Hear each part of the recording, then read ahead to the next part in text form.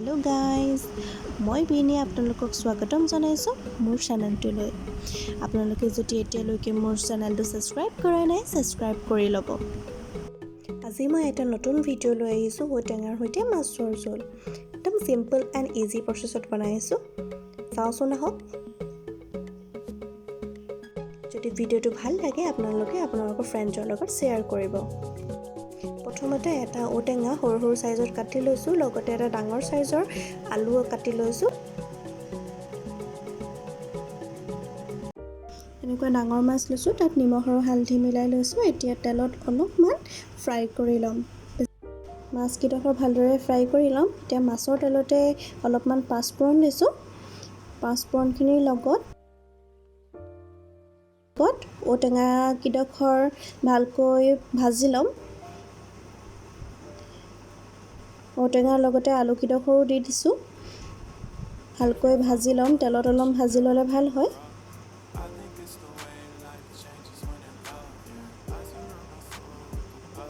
এতিয়া 1 কাপ জোখৰ পানী দি দিছো।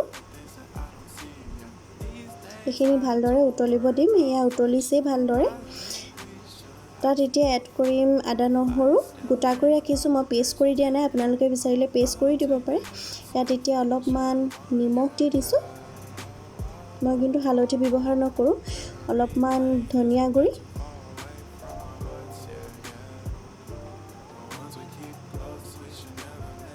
আৰু অলপমান জিৰা গুড়ি দি এইখিনি ভালদৰে উতলিবলৈ দিম।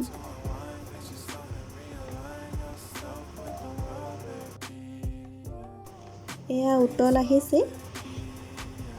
এতিয়া মই অলপমান আলু কিডখৰ ভাঙি দিছো। এতিয়া জোলখিনি অলপ ডাঠ হয় তো আলু কিডখৰ অলপকৈ ভাঙি দিছো।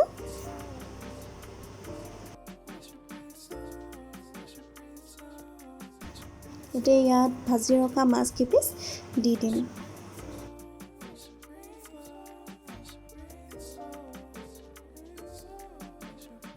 এতিয়া এইখিনি 10 মিনিটৰ কাৰণে ঢাকি ৰাখিম। এয়া আমাৰ ঔটেঙা দিয়া মাছৰ আঞ্জা ৰেডি হৈ গ'ল, লগতে ভাতো ৰেডি হৈ গ'ল। এয়া আমাৰ আজিৰ ভাতৰ থালি ৰেডি হৈ গ'ল।